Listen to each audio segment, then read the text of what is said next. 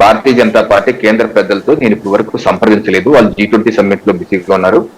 నేను సంప్రదిస్తాను, వెళ్ళి మాట్లాడతాను. మొన్న యువగల వేదిక మీద కూడా అదే చెప్పారు ఆయన, వెళ్ళి మాట్లాడతాను. సో వారు వెళ్తారు, ఎప్పుడు వెళ్తారు వారు వెళ్తారు, మాట్లాడతారు. అలాగే గత 2 సంవత్సరాలుగా కూడా నేను ఈ ప్రయత్నం చేస్తానని చెప్పి పవన్ కళ్యాణ్ గారే చెప్పారు.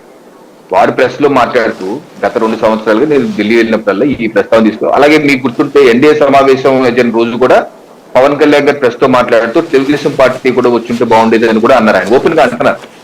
సో కామన్ గా ఎవరు మాట్లాడుతారు, పవన్ కళ్యాణ్ గారు మాట్లాడుతున్నారు, కానీ అటు బీజేపీ కానీ ఇటు టీడీపీ కానీ ఎవరు మాట్లాడలేదు దీని మీద. సో ఎవరికైతే సంప్రదించి చేస్తున్నామని కానీ జరుపుతున్నామని కానీ లేదు. సో అందుకనే మీ ఇద్దరి మధ్యన అంటే ఒక చిన్న డౌట్ ఏంటంటే, మొన్న సత్య గారు కూడా ఇదే స్టేట్మెంట్ ఇచ్చారు, అసలు తెలుగుదేశం వాళ్ళు మమ్మల్ని ఎవరిని సంప్రదించలేదు ఈ రోజు వరకు అనేసి.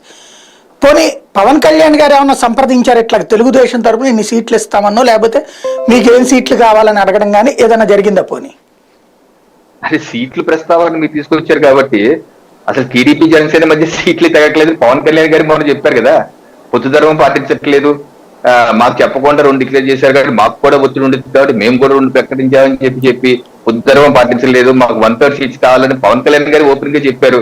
ముందు అక్కడ పంచాయతీ తేరాలి కదా, అక్కడ పంచాయతీ తేలి అసలు వాళ్ళకి ఎన్ని ఇస్తారు, అసెంబ్లీలు ఎన్ని పార్లమెంట్ ఇస్తారు, ఎంతమంది మంత్రులు ఇస్తారు, సీఎం ఇస్తారా, డిప్యూటీ సీఎం ఇస్తారా, ఏమి ఇస్తారా అనేది అక్కడ తెలుసుకుంటే అప్పుడు పోనీ కేంద్ర పెద్దలతో మా మిత్రపక్షంగా ఎన్డీఏ ఉన్నారు కాబట్టి అక్కడికి వెళ్ళి అక్కడ ప్రపోజల్ పెట్టి ఎదుగుండి మాకు ఇన్ని ఇస్తున్నారు, ముఖ్యమంత్రిగా ఇన్ని సంవత్సరాలు ఇస్తున్నారు, అది డిప్యూటీ సీఎం ఇలా ఇస్తున్నారు, మంత్రులు ఇస్తున్నారు, ఇప్పుడు చెప్పండి మరి అవకాశం మీరు కూడా వస్తారా లేదా అని కూడా చెప్తే కాంక్రీట్ ప్రపోజల్ గా ఉంటుంది. అక్కడికి వెళ్ళగానే ఎవడుతారు, అసలు ముందు నీకే వెళ్తారు చెప్పయ్యా అన్నారు అనుకోండి, అక్కడికి వెళ్ళి ఎవరన్నా అసలు నీకెన్ని ఇస్తున్నారు ముందు మీరు చెప్పండి పవన్ కళ్యాణ్ గారు అన్నారు అనుకోండి, అప్పుడు ఏం చెప్తారు ఈయన తెలియదు మనకి. అంటే వాళ్ళ క్లారిటీ ఉందే వాళ్ళ నాకే తెలియదు, కానీ బాహాటంగా పబ్లిక్ గా చెప్పింది పవన్ కళ్యాణ్ గారు పొత్తు ధర్మం పాటించట్లేదు, మాకు వివరాలు చెప్పలేదని.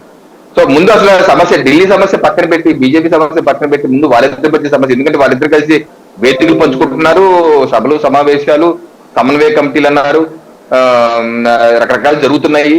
అలాంటి వేదిక షేర్ చేసుకుంటున్న సమావేశాలు కూడా షేర్ చేసుకున్నారు. కాబట్టి ముందు వాళ్ళ పంచాయతీ తెగితే అప్పుడు ఏమన్నా బీజేపీ పంచాయతీ గురించి ఏమన్నా మాట్లాడచ్చేమో అని నా యొక్క వ్యక్తిగత అభిప్రాయం. సుమా, ఇది పార్టీ అభిప్రాయం కాదు, నా యొక్క వ్యక్తిగత అభిప్రాయం. అంటే భారతీయ జనతా పార్టీతో అయితే తెలుగుదేశం ఈ రోజు వరకు సంప్రదించలేదు, తెలుగుదేశాన్ని భారతీయ జనతా పార్టీ సంప్రదించలేదు. ఒకవేళ మీ ఇద్దరు అనుకుంటే జరిగే అవకాశం ఉంది అంటే తెలుగుదేశం మిమ్మల్ని ఏమన్నా సంప్రదిస్తే ఏమన్నా వచ్చే అవకాశం ఉంటుందా?